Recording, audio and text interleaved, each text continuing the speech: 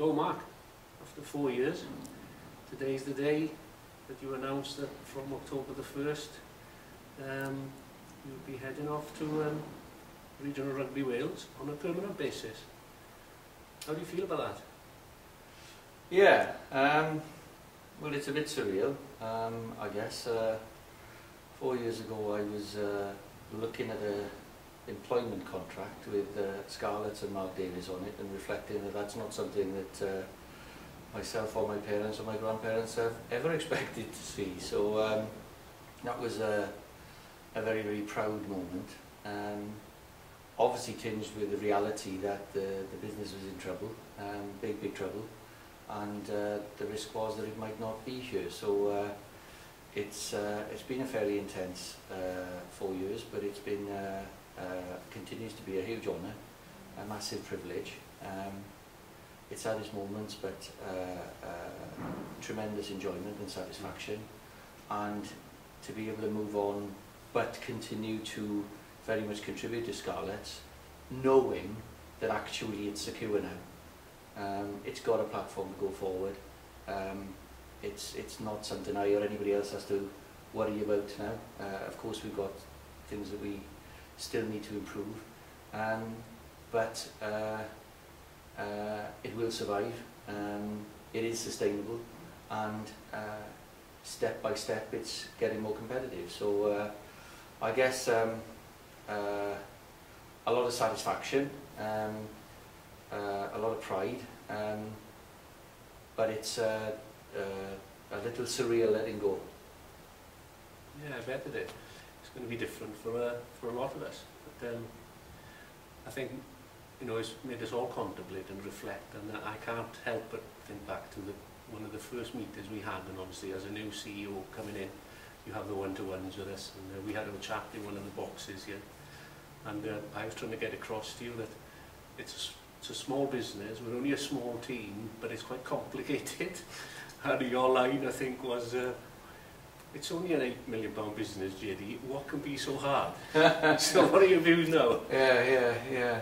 There's a naive innocence. Yeah, I mean, I'm not sure it's a business in a sense. It's an institution in the ownership of its supporters in reality, and it has to be run as a business because that's how it has to be funded. But it's much more than a business as an entity. It's so important to, obviously, West Wales society, but I think Welsh society that it's here, that it's an underestimation that it's simply a business. And you're right, within that turnover of 8 million, there's a ridiculous amount of transactions. So it's more complex than it might appear. I'm told by a number of people that have been kind enough to speak to me about it that the documentary program gives some insight into that. So yeah, I don't suppose I fully appreciated what I was letting myself in for, but I'm sure that's the case for anybody that gets involved. But we've collectively made a huge improvement in the business itself. I think we've taken around about £750,000 worth of cost out of the business now over a 4-year period, and put more investment on the field. So I'm pretty comfortable that we know exactly we've got as a business. You guys are completely safe pair of hands. What do we end up? We're generally within 4 or 5% forecast in any given month or for any given entity. It runs pretty well as a business unit now, I think, by any standard, and we know what we've got. So I think it's more transparent, more clear, and more controlled. So, having invested 4 years, almost all of the 4 years of your life recently, because it's pretty all-consuming working for the Scarlets at the best of times, but the last 18 months or so have been particularly demanding. What are your hopes for the Scarlets for the future?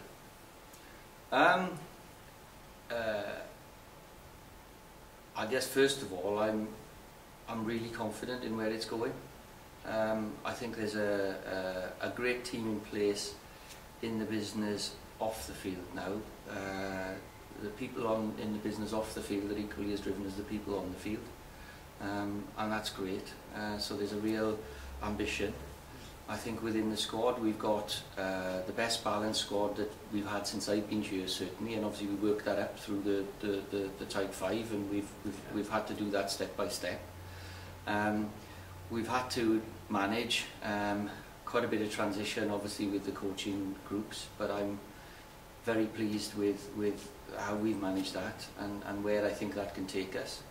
And I think that the addition, happily, of Nigel stepping out of the RRW role and focusing 100% on what he actually wants to focus on, which is Scarlets, is only going to be a massive added value. So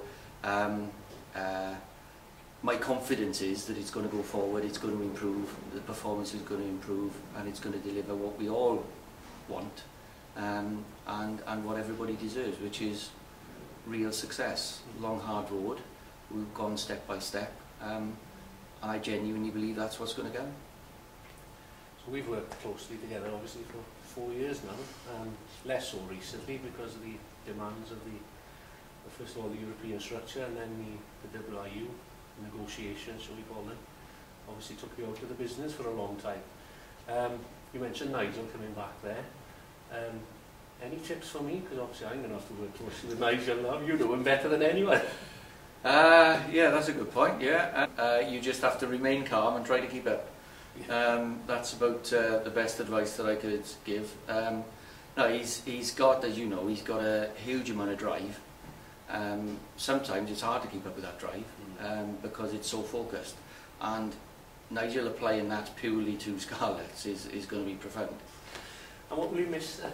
Because it's been, as I said, when you invest so much time and emotion into something, and genuine emotion, because it's not just a business, like you said, and you make genuine friendships and acquaintances over time here.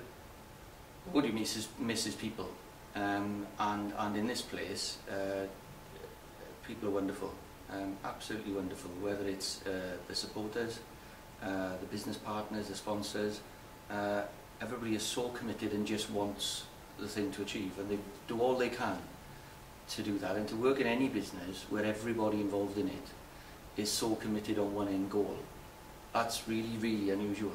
And it is heart and soul rugby country, because that's what it is. And you know, you don't get an opportunity to be part of that, I don't think, very often in life, especially to be privileged enough to be in the middle of it and to work with 50 professional athletes, youngsters trying to be the best. Not many people get a chance to do that, in a real performance environment where you live and die by performance. There's no excuses. You know, you can't fudge the figures, they're fact. So I think all of that dynamic is something that's unique, and within that, what you miss, or what I miss, really on a day-to-day basis, is the people. You mentioned supporters earlier, and of course, I'm sure you've never experienced anything like the passion of, and I use the supporters in the widest sense, that's everybody from the children playing tag to our fans on the terraces, in the stands, and our sponsors, and the level of passion that you get from that group is profound, isn't it? It's staggering, and it's absolute. It's very, very real, and it really does mean something, which is why I'd say I don't think it's a business.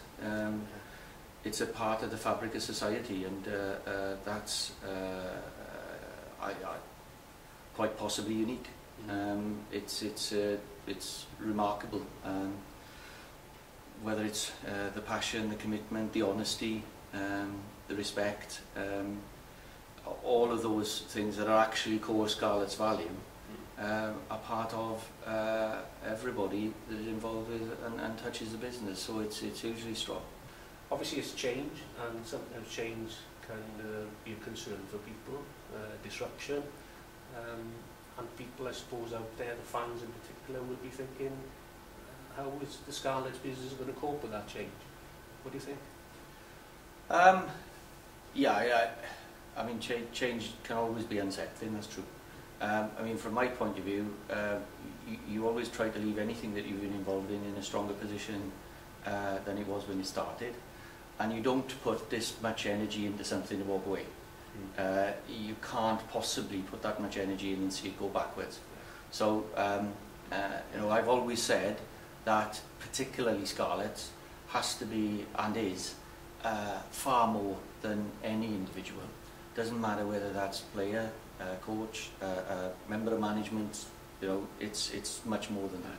So from my point of view, I wouldn't have done my job at all if I wasn't able to move knowing that the business is in a stronger place. And actually the addition of Nigel coming back and spending more time as well, I think that whole structure is now really meaningful, really well set, and it's going to work. I don't think there's any need for any concern from anyone at all. So that's my question in, my interrogation over. Anything you'd like to say or add? I guess the biggest thing would be a simple thank you. A real heartfelt thank you to every Scarlet everywhere, and particularly those that are here and are here regularly, because we've had some tough times over the last 4 years. Obviously Scarlets has had plenty of tough times before, but particularly over the last 4 years we've had some tough times. We've had to make some hard decisions, and when you're in that position, the sheer belief and support and encouragement that you get from the people around you is profound, and that's what makes all the difference. So when times have been tough, then to have the sheer belief and encouragement of the supporters, the patience of the guys on the field, the support and trust of everybody in the business, the commitment from our sponsors and business partners, and huge commitment, belief and encouragement from our board. That's what's made it all possible. And again, I think that there is absolutely no doubt that we would not be where we are today without the commitment and belief of everybody involved at every level. And so the real thanks from me are due to all of those people for giving me the opportunity to try to make a difference, and keeping belief, and offering encouragement at every single step of the way. That's been remarkable.